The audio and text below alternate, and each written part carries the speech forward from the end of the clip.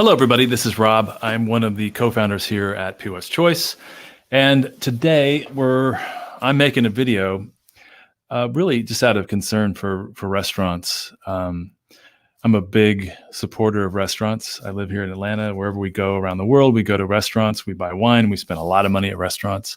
We love going to restaurants and seeing what's happening to restaurants and their employees and their management is. It's kind of horrifying to watch right now. And I think we can all see that how rapidly things have changed for restaurants over just the last week. Crazy. My last time out was last Friday. Had a great restaurant experience here in Atlanta at the Ticonderoga Club. It was great. But there was a sense of like impending doom coming. And since then, it's been 3-4 days.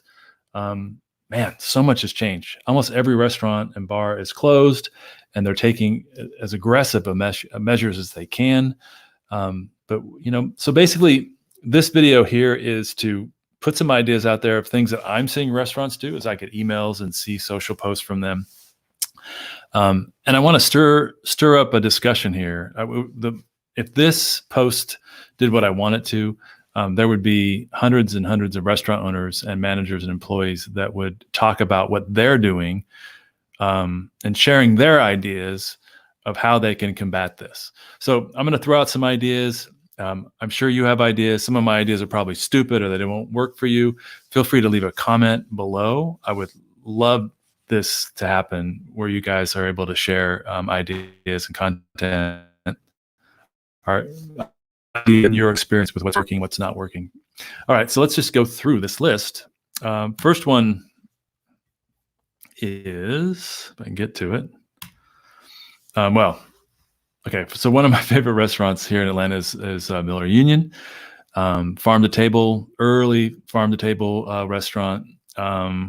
It's kind of the place. It is the place where my fiance and I go when we've got an anniversary or something to celebrate. I have lots of wonderful memories from this place. And I saw him quoted in the New York Times 5 days ago. And he said, like everyone, we're getting prepared for the very worst. And that is, that's everybody in the restaurant industry is already there. So going further, what can we do? Well, Miller Union has begun offering curbside service. I think they had their dining room open. I believe that they've gone to just curbside pickup just for dinner. And that's what they're doing. There are other restaurants that are doing this as well. I've always thought it'd be great to have curbside cocktail pickup, but I don't think that's ever going to happen. But curbside pickup is definitely something to do, especially if you have a community of people that you're connected to via email or Instagram or Facebook. You can definitely, put that out and have people respond to it.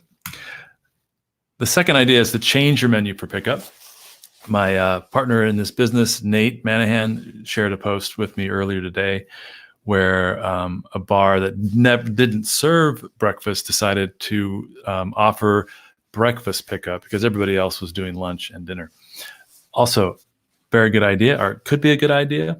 It's worth considering. Third, offer safe delivery. I don't know who it was, but I got an email from a restaurant yesterday offering to deliver food safely. And what that basically meant was to not knock on the door and hand it to you. They just, they drop it off at your door and they leave and you get it.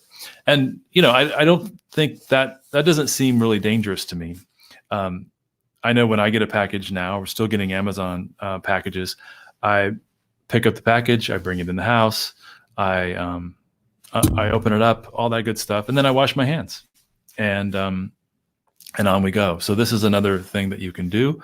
I did see in some of the reading that I did on this topic that the cost for delivery apps and what they charge restaurants, their share is really high. And that was really discouraging to some restaurants. Is it possible? Just a question. Is it possible that there are a couple people that work for you that are willing to drive, in a 5-mile radius around your restaurant? I don't know. These are just ideas I'm throwing out. Number 4, highlight gift card purchases. I've seen this where on social and in email, restaurants are saying, hey, you can't come out, but why not buy some gift certificates? Because eventually we're all going to be able to go back out to restaurants. It's not going to be like this forever. This is a way to support a local restaurant. Why not put that out there? Especially if you have a link that you can put in a post where people can click it and go right to it and buy. Definitely a way to get some revenue in. 5, use your kitchen to feed the poor. I saw a post or an article today in an email that I got about, and I don't remember his name, but a restaurateur in Washington, D.C. Sounded like a high-end restaurant and has basically turned his restaurants into food kitchens where they are feeding people that are poor and don't have access to food. He also was involved in feeding people on a cruise ship that were stuck because the coronavirus was running rampant on that cruise ship. So this is kind of a flip, and maybe he has deep pockets, he can do that, but it's an opportunity to give back, to basically build connections during a dark time and reap the reward down the road. And maybe that's a little overly pragmatic. Maybe he's just, wanting to do it to help people, but that's an idea. Work with nonprofits to help your employees. I think, I only know Atlanta. This is where I live.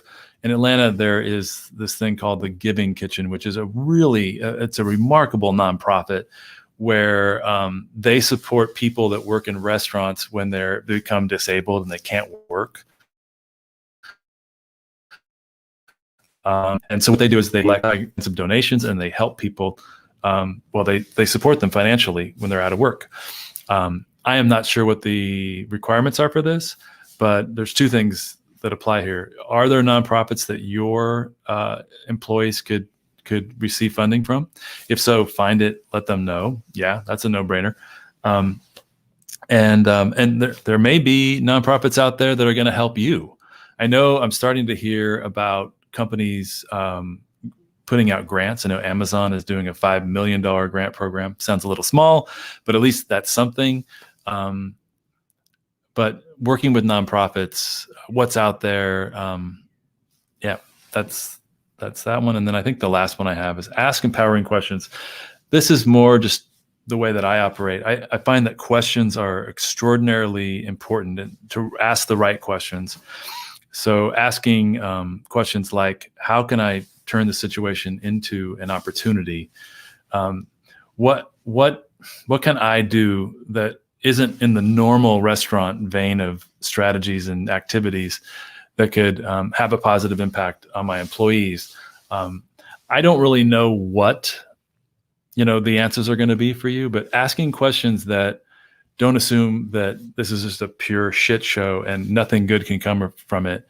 I'm a strong believer that tough times create a lot of opportunity, but you just have to dig harder to find them.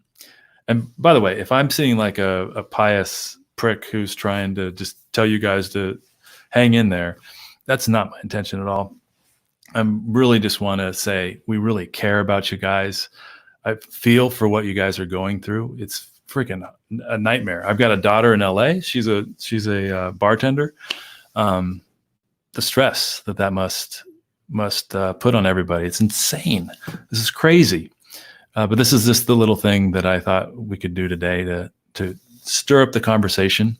So again, if you have any ideas or any thoughts about strategies that can be deployed to help with this topic of the coronavirus and restaurants, please share it in the comments. And feel free to, if you just want to vent. And that's it. Thanks for watching. And I really do wish you the best. And I hope that in the end, you all discover some type of silver lining in this situation. And that's it. Thanks for watching.